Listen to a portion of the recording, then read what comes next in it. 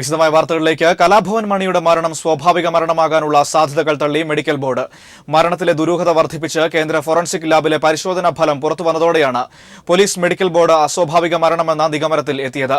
മരണകാരണമാകുന്ന അളവിൽ മണിയുടെ ശരീരത്തിൽ മെഥനോൾ എത്തിയതാണ് പരിശോധനാ ഫലം. കലാഭവൻ മണിയുടെ ശരീരത്തിൽ മരണകാരണമായേക്കാവുന്ന അളവിൽ മെഥനോളിന്റെ സാന്നിധ്യം കണ്ടെത്തിയതായാണ് കേന്ദ്ര ഫോറൻസിക് ലാബിലെ റിപ്പോർട്ട്. കാക്കനാട്ടെ ഫോറൻസിക് ലാബിൽ കണ്ടെത്തിയതിനേക്കാൾ ഇരട്ടിയിലധികം മെഥനോൾ ശരീരത്തിൽ എത്തിയെന്നാണ് പരിശോധനാ ഫലം. 45 മില്ലിഗ്രാം മെഥനോൾ ശരീരത്തിൽ എത്തിയെന്ന കണ്ടെത്തൽ മരണത്തിലെ ദുരൂഹത വർദ്ധിപ്പിച്ചു. പരിശോധനാ ഫലം സംബന്ധിച്ച് നടന്ന പോലീസ് മെഡിക്കൽ ബോർഡ് സംയുക്ത യോഗത്തിലാണ് അസ്വാഭാവിക മരണമെന്ന നിഗമനത്തിലേക്ക് എത്തിച്ചേർന്നത്. മണിയെ അബോധാവസ്ഥയിൽ ആശുപത്രിയിൽ പ്രവേശിപ്പിക്കുമ്പോൾ മെഥനോളിന്റെ അംശം കണ്ടെത്തിയിരുന്നു.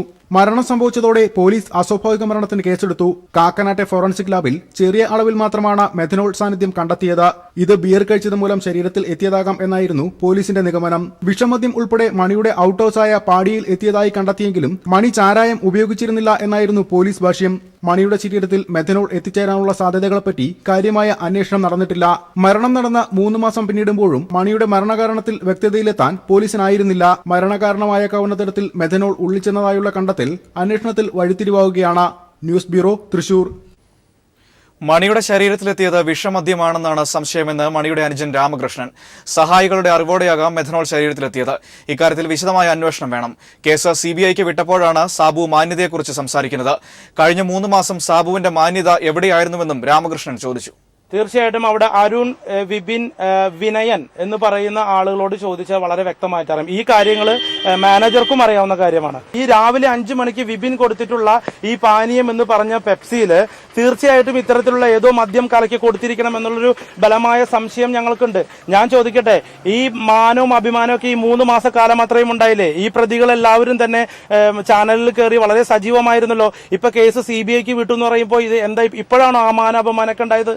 അഭിമാനത്തിനും അല്ലെങ്കിൽ അപമാനത്തിനൊക്കെ കേസ് കൊടുക്കാൻ പോണത് സാബുവിന് ഇപ്പോഴാണ് ഉണ്ടായത്. സാബു അടക്കം വരെ കയറി എന്ന് പറഞ്ഞുള്ള കാര്യങ്ങൾ പ്രതി അല്ലെങ്കിൽ പിന്നെ എന്തിന് ഇത്രമാത്രം ചുണക്കേണ്ട കാര്യം എന്തിരിക്കുന്നു?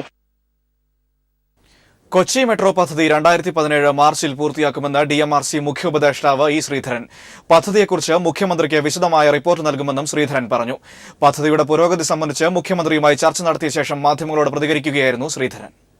കൊച്ചി മെട്രോ റെയിൽ പദ്ധതിയുടെ നിർമ്മാണ പുരോഗതിയും നിർമ്മാണം പൂർത്തിയാക്കുന്നതിലെ തടസ്സം നീക്കുന്നതിന് സർക്കാരിന്റെ അടിയന്തര ഇടപെടൽ ഉണ്ടാകുന്നതും സംബന്ധിച്ച് ചർച്ച ചെയ്യാനാണ് DMRC മുഖ്യ ഉപദേഷ്ടാവ് E. ശ്രീധരൻ മുഖ്യമന്ത്രിയുമായി കൂടിക്കാഴ്ച നടത്തിയത്. പദ്ധതിയിലെ ഇതുവരെയുള്ള പുരോഗതി, തുടർന്നുള്ള പ്രവർത്തനം, ഇതിന്റെയൊക്കെ ഡെമോ പ്രസന്റേഷൻ E. ശ്രീധരൻ മുഖ്യമന്ത്രിക്ക് മുന്നിൽ നടത്തി. പദ്ധതിയുടെ വിശദാംശങ്ങളെക്കുറിച്ചുള്ള നോട്ട് മുഖ്യമന്ത്രി ആവശ്യപ്പെട്ടതായും 2017 മാർച്ച് മാസത്തിൽ തന്നെ കൊച്ചി മെട്രോ പദ്ധതി യാഥാർത്ഥ്യമാക്കുമെന്നും E. ശ്രീധരൻ കൂടിക്കാഴ്ചയ്ക്ക് ശേഷം വ്യക്തമാക്കി. മുഖ്യമന്ത്രി നിർദ്ദേശിച്ച സമയത്തുള്ള പദ്ധതി തീർച്ചയായിട്ടും പദ്ധതിയിൽ പൊതുമരാമത്ത് വകുപ്പിന്റെ അടിയന്തര ഇടപെടൽ വേണ്ടതിനാൽ E. ശ്രീധരൻ പൊതുമരാമത്ത് വകുപ്പ് മന്ത്രിയുമായും ചർച്ച നടത്തി. കോഴിക്കോട് തിരുവനന്തപുരം മോണോ റെയിലിന്റെ കാര്യത്തിൽ പിന്നീട് മുഖ്യമന്ത്രിയുമായി ചർച്ച നടത്തുമെന്നും E. ശ്രീധരൻ അറിയിച്ചു. News bureau, Thiruvananthapuram. LNG pipe line പദ്ധതിയുടെ നിർമ്മാണ പ്രവർത്തനങ്ങളെ സംബന്ധിച്ച് ഗെയിൽ ചെയർമാൻ BC ത്രിപാഠി ഇന്ന് മുഖ്യമന്ത്രി പിണറായി വിജയനുമായി കൂടിക്കാഴ്ച നടത്തും. വൈകിട്ട് മുഖ്യമന്ത്രിയുടെ ചേംബറിലാണ് ചർച്ച. പദ്ധതിയുടെ ഭാഗമായുള്ള ആശങ്കകൾ പരിഹരിക്കുന്നതിന്റെ ഭാഗമായാണ് ചർച്ച. പദ്ധതിയുടെ സുരക്ഷ, നടപ്പാക്കിയാൽ കേരളത്തിനുണ്ടാകാവുന്ന നേട്ടങ്ങൾ എന്നിവയെല്ലാം ചർച്ചാ വിഷയമാകും. പൈപ്പ് ലൈൻ സ്ഥാപിക്കുന്നതിൽ ചിലയിടങ്ങളിൽ എതിർപ്പുകൾ നിലനിൽക്കുന്നുണ്ട്.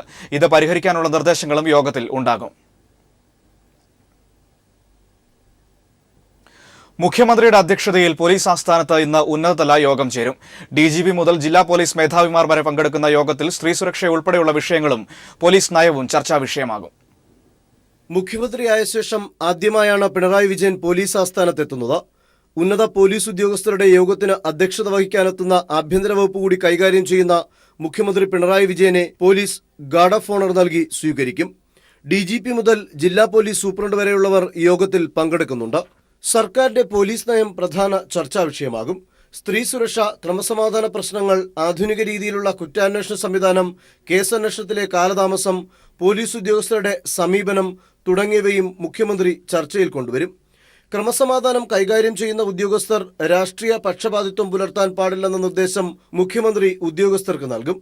കേസന്വേഷണത്തിലെ കാലതാമസം ഒഴിവാക്കുന്നതിന് കർശന നിർദ്ദേശം യോഗത്തിലുണ്ടാകും. പൊതുജനങ്ങളോടുള്ള പോലീസിന്റെ സമീപനത്തിൽ മാറ്റം വരുത്തുന്ന കാര്യവും വാഹന പരിശോധന ഉൾപ്പെടെയുള്ളവയിൽ പോലീസ് സ്വീകരിക്കുന്ന നിലപാടുകളും നിയമം നടപ്പാക്കുന്നതിലെ കാലതാമസവും ഉന്നത പോലീസ് ഉദ്യോഗസ്ഥരുടെ യോഗത്തിൽ ചർച്ച ചെയ്യുന്നുണ്ട്. വൈകുന്നേരം 3 മണിക്കാണ് യോഗം. Sunil Arimanoor, news bureau, Thiruvananthapuram. Kuttanad package പുനരാരംഭിക്കുന്നതിന് പ്രധാനമന്ത്രിയെ കാണുമെന്ന് കൃഷിമന്ത്രി സുനിൽകുമാർ. കുട്ടനാട് പാടശേഖരം സന്ദർശിച്ച ശേഷം മാധ്യമപ്രവർത്തകരോട് സംസാരിക്കുകയായിരുന്നു അദ്ദേഹം. നെല്ലിന്റെ കുടിശ്ശിക 10 ദിവസത്തിനകം നൽകുമെന്നും മന്ത്രി പറഞ്ഞു. കുട്ടനാടൻ കാർഷിക മേഖലയിലെ പ്രശ്നങ്ങൾ നേരിട്ട് മനസ്സിലാക്കുന്നതിനായാണ് കൃഷിമന്ത്രി സുനിൽകുമാർ കുട്ടനാട് സന്ദർശിച്ചത്. കുട്ടനാട് പാക്കേജിലെ പ്രശ്നങ്ങൾ പരിഹരിക്കുന്നതിന് പ്രധാനമന്ത്രിയെ നേരിട്ട് കാണും. സത്യം പറഞ്ഞാൽ ഈ കുട്ടനാട് പാക്കേജ് ഫലവത്തായി നടപ്പാക്കിയിരുന്നെങ്കിൽ നമ്മുടെ ഈ കുട്ടനാട് പ്രദേശം ഒരു സ്ഥലത്ത് പോലും മട വീഴാതെ ഇത് സംരക്ഷിക്കപ്പെടുമായിരുന്നു. പക്ഷെ നിർഭാഗ്യവശാൽ അങ്ങനെ സംഭവിച്ചിട്ടില്ല. ഇനി നമ്മുടെ മുമ്പിലുള്ള ഒരു കാര്യം, ഈ പാക്കേജ് ഇനി ആരംഭിക്കാൻ വേണ്ടി കൃഷി ഡയറക്ടറോടും സെക്രട്ടറിയോടും അതിന് ആവശ്യമായിട്ടുള്ള റിപ്പോർട്ട് തരാൻ ആവശ്യപ്പെട്ടിരിക്കുകയാണ്. നെല്ലിന്റെ കുടിശ്ശിക വിലയായിട്ടുള്ള 338 കോടി രൂപ 10 ദിവസത്തിനകം നൽകുമെന്നും മന്ത്രി പറഞ്ഞു. നാളികേര കർഷകരുടെ കുടിശ്ശികയായ 48 കോടി രൂപയിൽ 12 കോടി രൂപ അനുവദിച്ചതായി മന്ത്രി സൂചിപ്പിച്ചു. പാക്കേജിന്റെ ഭാഗമായി നിർമ്മിച്ച പുറംബണ്ടിന്റെ നിർമ്മാണാവലോകനം നടത്തിയിട്ട് പണം നൽകുമെന്നും മന്ത്രി പറഞ്ഞു. കൂടാതെ കഴിഞ്ഞ ദിവസം മടവീഴ്ച നടന്ന കുപ്പപ്പുറം പാടശേഖരവും മന്ത്രി സന്ദർശിച്ചു. ബണ്ടിന്റെ നിർമ്മാണം പൂർത്തിയാകുന്ന മുറയ്ക്ക് നഷ്ടപരിഹാരം നൽകാൻ ജില്ലാ കളക്ടർക്ക് നിർദ്ദേശം നൽകി. ചിത്തിരക്കായലിൽ പുഞ്ചകൃഷി നടത്താനും മന്ത്രി നിർദ്ദേശം നൽകി. നേരത്തെ റാണിക്കായലിൽ കൃഷി ഇറക്കിയിരുന്നു. ഇനി ചിത്തിരക്കായലിൽ കൃഷി ഇറക്കുന്നതിനുള്ള നടപടി സ്വീകരിക്കുന്നതിനാണ് മന്ത്രി കൃഷിവകുപ്പിന് നിർദ്ദേശം നൽകിയിരിക്കുന്നത്. കൂടാതെ R ബ്ലോക്കിൽ നെൽകൃഷി ഇറക്കാൻ കഴിയുമോ എന്ന് പരിശോധന നടത്താനും ജില്ലാ കളക്ടറോട് നിർദ്ദേശം നൽകിയിട്ടുണ്ട്. Shajahan, news bureau, Alappuzha. ജിഷ വധക്കേസിൽ ബംഗ്ലാദേശ് സ്വദേശിക്കായുള്ള അന്വേഷണം പോലീസ് ഊർജിതമാക്കി. പ്രത്യേക സംഘം മുർഷിദാബാദിൽ തുടരുകയാണ്. അന്വേഷണവുമായി ബന്ധപ്പെട്ട് പെരുമ്പാവൂരിലെ അന്യസംസ്ഥാന തൊഴിലാളികളുടെ ദേഹപരിശോധന ഇന്നും തുടരും. കൊല്ലപ്പെട്ട ദിവസം പെരുമ്പാവൂരിലുണ്ടാവുകയും പിന്നീട് ഒളിവിൽ പോവുകയും ചെയ്ത ബംഗ്ലാദേശ് സ്വദേശിയെ തേടിയാണ് അന്വേഷണ സംഘം മുർഷിദാബാദിൽ തുടരുന്നത്. ബംഗാളിൽ നിന്നുള്ള തൊഴിലാളികൾക്കൊപ്പം താമസിച്ചിരുന്നതിനാൽ ഇയാളെക്കുറിച്ച് കൂടുതൽ വിവരങ്ങൾ മുർഷിദാബാദിൽ നിന്ന് അറിയാൻ കഴിയുമെന്നാണ് പോലീസ് പ്രതീക്ഷിക്കുന്നത്. ജിഷ കൊല്ലപ്പെട്ട ദിവസവും തലേന്നുമായി ജിഷയുടെ നമ്പറിലേക്ക് 9 മിസ്ഡ് കോളുകൾ ഇയാളുടെ നമ്പറിൽ നിന്ന് വന്നതായി പോലീസ് നേരത്തെ കണ്ടെത്തിയിരുന്നു. ഈ വ്യക്തിക്ക് ജിഷയുമായി അടുത്ത ബന്ധമുണ്ട് എന്നാണ് പോലീസ് ഉറപ്പിക്കുന്നത്. അതോടൊപ്പം പെരുമ്പാവൂരിലെ അന്യസംസ്ഥാന തൊഴിലാളികളുടെ ദേഹപരിശോധന നടന്നുവരുന്നുണ്ട്. ജിഷയുമായുള്ള ബലപ്രയോഗത്തിനിടെ കൊലയാളിക്ക് മുറിവേറ്റതായി അന്വേഷണ സംഘത്തിന് വ്യക്തത ലഭിച്ചിരുന്നു. അതിനാൽ പരുക്കോ മുറിവുകളോ ഉണ്ടോ എന്ന് തിരിച്ചറിയാനാണ് ദേഹപരിശോധന തുടരുന്നത്. ജിഷയുടെ അമ്മ രാജേശ്വരിയെ വീണ്ടും ചോദ്യം ചെയ്യാൻ ശ്രമിച്ചുവെങ്കിലും നടന്നില്ല. ഇവർ മാനസികാസ്വസ്ഥത പ്രകടിപ്പിക്കുന്നതിനാൽ പിന്നീട് വിശദമായി ചോദ്യം ചെയ്യാനാണ് അന്വേഷണ സംഘത്തിന്റെ തീരുമാനം. ഇതിനിടെ ജിഷയുടെ പിതാവ് പാപ്പുവിനെ താൻ രഹസ്യമായി പാർപ്പിച്ചിരിക്കുകയാണ് എന്നത് അടിസ്ഥാനരഹിതമായ ആരോപണമാണെന്ന് പൊതുപ്രവർത്തകൻ ജോമൻ പുത്തമ്പരക്കിൽ വ്യക്തമാക്കി. ജിഷ വധക്കേസിൽ കോൺഗ്രസ് നേതാവ് PP തങ്കച്ചനെതിരെ ഉന്നയിച്ച ആരോപണങ്ങളിൽ ഉറച്ചു നിൽക്കുന്നതായും തങ്കച്ചൻ തനിക്കെതിരെ നിയമ നടപടി സ്വീകരിക്കുന്നതിനെ സ്വാഗതം ചെയ്യുന്നുവെന്നും അദ്ദേഹം പറഞ്ഞു. News bureau, Kochi. തിരികെ വാർത്തകളിലേക്ക്. മത്സ്യത്തൊഴിലാളികൾക്ക് ഇനി വറുതിയുടെ കാലം. സംസ്ഥാനത്തെ 47 ദിവസത്തെ ട്രോളിംഗ് നിരോധനം ഇന്ന് അർദ്ധരാത്രി മുതൽ പ്രാബല്യത്തിൽ വരും. ജൂലൈ 31 വരെയാണ് നിരോധനം. മത്സ്യസമ്പത്ത് സംരക്ഷിക്കുന്നതിന്റെ ഭാഗമായി യന്ത്രവൽകൃത ബോട്ടുകൾ കടലിലിറക്കാൻ പാടില്ല. തീരദേശത്തെ ഡീസൽ പമ്പുകൾ ഇന്നു മുതൽ അടച്ചിടും. 12 നോട്ടിക്കൽ മൈൽ ദൂരം വരെ പരമ്പരാഗത രീതിയിൽ മത്സ്യബന്ധനത്തിന് നിരോധനം ബാധകമല്ല. വള്ളങ്ങൾക്കാവശ്യമായ ഡീസൽ മത്സ്യഫെഡിന്റെ ഡീസൽ പമ്പിൽ നിന്നും ലഭ്യമാകും. കോടികൾ മുടക്കി നിർമ്മിച്ച കൊല്ലം പാരിപ്പള്ളി മെഡിക്കൽ കോളേജ് കെട്ടിടങ്ങൾ ചോർന്നൊലിക്കുന്നു. OP വിഭാഗം പ്രവർത്തിക്കുന്ന കെട്ടിടവും സ്റ്റെറിലൈസേഷൻ വിഭാഗം കെട്ടിടവുമാണ് ചോർന്നൊലിക്കുന്നത്. സംഭവത്തെക്കുറിച്ച് ഉടൻ അന്വേഷിക്കണമെന്ന് CPIM ആവശ്യപ്പെട്ടു. 540 കോടി രൂപ ചെലവിൽ തൊഴിലാളികളുടെ പണം ഉപയോഗിച്ച് പാരിപ്പള്ളിയിൽ ESI കോർപ്പറേഷൻ നിർമ്മിച്ച കെട്ടിടങ്ങളാണ് ചോർന്നൊലിക്കുന്നത്. ഭിത്തിയിലൂടെയും പടിക്കെട്ടുകളിലൂടെയുമാണ് മഴക്കാലത്ത് ചോരുന്നത്. പടിക്കെട്ടുകളിൽ വെള്ളത്തിൽ ചവിട്ടി കാൽവഴുതി വീഴാതിരിക്കാൻ ബേസ് ബോർഡ് നിരത്തിയ നിലയിലാണ്. മാർബിൾ പതിപ്പിച്ച ഭിത്തിയിലും നനവ് കാണാം. മെഡിക്കൽ കോളേജിന് വേണ്ടി നിർമ്മിച്ച കെട്ടിടങ്ങളിൽ ലാബ്, അഡ്മിനിസ്ട്രേഷൻ ബ്ലോക്ക്, സ്റ്റെറിലേഷൻ വിഭാഗത്തിലും OPയിലും വരെ ചോർച്ചയുണ്ട്. മഴ പെയ്യുന്ന സമയത്ത് കെട്ടിടത്തിനുള്ളിൽ പാലരുവിക്ക് സമാനമാണ് ചോർച്ചയെന്ന് ചില ജീവനക്കാർ പറയുന്നു. ലിഫ്റ്റിനുള്ളിൽ വരെ വെള്ളം ഒഴുകിയതിനെ തുടർന്ന് ലിഫ്റ്റിന്റെ പ്രവർത്തനവും താറുമാറായി. നിർമ്മാണ മേൽനോട്ടത്തിന് എഞ്ചിനീയർമാരും ക്വാളിറ്റി കൺട്രോളർ വരെ ഉണ്ടായിട്ടാണ് കെട്ടിടത്തിന്റെ ഈ ശോചനീയ അവസ്ഥ. സംഭവത്തെക്കുറിച്ച് അന്വേഷിക്കണമെന്ന് CPIM ആവശ്യപ്പെട്ടു. നിർമ്മാണത്തെ സംബന്ധിച്ച് നിർമ്മാണത്തിന്റെ അപാകതയാണ് ഏറ്റവും പ്രധാനമായിട്ടുള്ള പോരായ്മ. 540 കോടി രൂപയാണ് ESI കോർപ്പറേഷൻ തന്നെ വിനിയോഗിച്ചിട്ടുള്ളത്. അപ്പോൾ കോടിക്കണക്കിന് രൂപയുടെ അഴിമതിയാണ്. എല്ലാ കെട്ടിടങ്ങളും ഇന്നിപ്പോൾ ചോർന്നിരിക്കുകയാണ്. രോഗികൾക്കോ ഓഫീസോ മറ്റോ ഉപയോഗിക്കാൻ കഴിയാത്ത നിലയിൽ കെട്ടിടം താറുമാറായി കിടക്കുകയാണ്. യഥാർത്ഥത്തിൽ ഇതുമായി ബന്ധപ്പെട്ട വലിയ തട്ടിപ്പാണ് ഇതിന്റെ പിന്നിൽ നടന്നിട്ടുള്ളത്. വലിയ ഗൂഢാലോചന ഇതിന്റെ പിന്നിലുണ്ട്. MP ഉൾപ്പെടെയുള്ള ആളുകളുടെ ഇതിന്റെ പങ്കിനെ സംബന്ധിച്ചുൾപ്പെടെ അന്വേഷണം നടത്തേണ്ടതാണ് എന്നാണ് CPIM ആവശ്യപ്പെടുന്നത്. അതേസമയം ചോർച്ചയെക്കുറിച്ച് ESI മൗനം പാലിക്കുകയാണ്. രാജ്കുമാർ, ന്യൂസ് ബ്യൂറോ, കൊല്ലം. മുല്ലപ്പെരിയാർ അണക്കെട്ടിലെ ജലനിരപ്പ് ഉടൻ ഉയർത്തണമെന്ന് തമിഴ്നാട്. ജലനിരപ്പ് 152 അടിയായി ഉയർത്തണമെന്നാവശ്യപ്പെട്ട് മുഖ്യമന്ത്രി ജയലളിത ഇന്ന് പ്രധാനമന്ത്രി നരേന്ദ്രമോദിയുമായി കൂടിക്കാഴ്ച നടത്തും. ജലനിരപ്പ് ഉയർത്തണമെന്ന് തമിഴ്നാട്ടിലെ കർഷക സംഘടനകൾ മുഖ്യമന്ത്രി ജയലളിതയോട് ആവശ്യപ്പെട്ടിരുന്നു. മുല്ലപ്പെരിയാറിനൊപ്പം കാവേരി നദീജല വിഷയത്തിലും കേന്ദ്രം നടപടി സ്വീകരിക്കണമെന്നും തമിഴ്നാട്. 2.11 ലക്ഷം കോടി സാമ്പത്തിക സഹായം വേണമെന്നും ജയലളിത പ്രധാനമന്ത്രിയോട് ഉന്നയിക്കും. അണ്ണാഡിഎംകെയുടെ NDA പ്രവേശനം സംബന്ധിച്ചും ഇന്ന് BJP നേതാക്കളുമായുള്ള കൂടിക്കാഴ്ചയിൽ ചർച്ചയാവും. ഫ്ലോറിഡ ആക്രമണത്തിന്റെ ഞെട്ടൽ മാറാതെ അമേരിക്കയുടെ ഹൃദയം തകർന്ന ദിനമെന്ന് പ്രസിഡന്റ് ബരാക് ഒബാമ പറഞ്ഞു. എന്നാൽ അക്രമി ഒമർ സാദിഖ് മാറ്റിന് IS-മായി ബന്ധമുള്ളതിന്റെ വ്യക്തമായ തെളിവൊന്നും ലഭിച്ചിട്ടില്ലെന്നും എന്നാൽ വെടിവയ്ക്കുമ്പോൾ അയാൾ IS അനുകൂല മുദ്രാവാക്യം വിളിച്ചുവെന്നും ഒബാമ പറഞ്ഞു. സംഭവത്തിൽ മരിച്ചവർക്ക് അന്ത്യാഞ്ജലി അർപ്പിക്കാൻ നിരവധി പേരാണ് ലോകത്തിന്റെ വിവിധ ഭാഗങ്ങളിൽ നിന്ന് ഇപ്പോൾ ഫ്ലോറിഡയിലേക്ക് എത്തുന്നത്. പാരീസിൽ ഈഫൽ ടവറിലെ വിളക്കുകൾ അണച്ച് മരിച്ചവർക്ക് അന്ത്യാഞ്ജലി അർപ്പിച്ചു. നാദാപുരം തുണേരി വെള്ളൂരിലെ ഷിബിൻ വധക്കേസിൽ കോടതി നാളെ വിധി പറയും.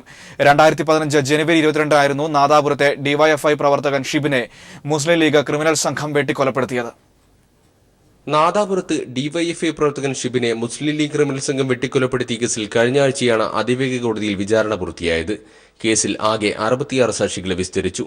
151 രേഖകളും 55 തൊണ്ടിമുതലുകളും കോടതി പരിശോധിച്ചു. നാദാപുരത്തെ മുസ്ലിം ലീഗ് പ്രവർത്തകരായ തെയ്യമ്പാടി ഇസ്മയിലും സഹോദരൻ മുനീറും ഉൾപ്പെടെയുള്ളവർ രാഷ്ട്രീയവും വർഗീയവുമായ കാരണങ്ങളാൽ ഷിബിനെ ആക്രമിച്ച് കൊലപ്പെടുത്തിയെന്നാണ് കേസ്. ഷിബിനോടൊപ്പം ഉണ്ടായിരുന്ന മറ്റ് 6 പേർക്കും ആക്രമണത്തിൽ ഗുരുതരമായി പരിക്കേറ്റിരുന്നു. 1 മുതൽ 11 വരെയുള്ള പ്രതികൾ കൊലപാതകത്തിൽ നേരിട്ട് പങ്കെടുത്തുവെന്നും 12 മുതൽ 17 വരെയുള്ള പ്രതികൾ മറ്റുള്ളവരെ രക്ഷപ്പെടാനും ഒളിവിൽ കഴിയാനും സഹായിച്ചുവെന്നായിരുന്നു പ്രോസിക്യൂഷൻ വാദം.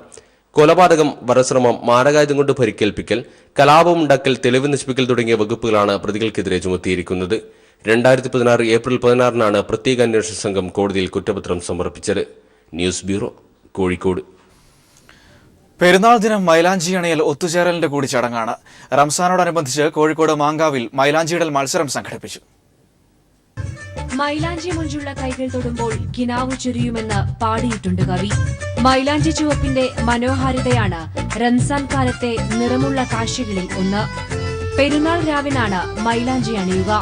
എങ്കിലും വരാനിരിക്കുന്ന ആ ദിവസത്തെ മൈലാഞ്ചി ചോപ്പണിഞ്ഞ് കാത്തിരിക്കുകയാണ് ഇവർ.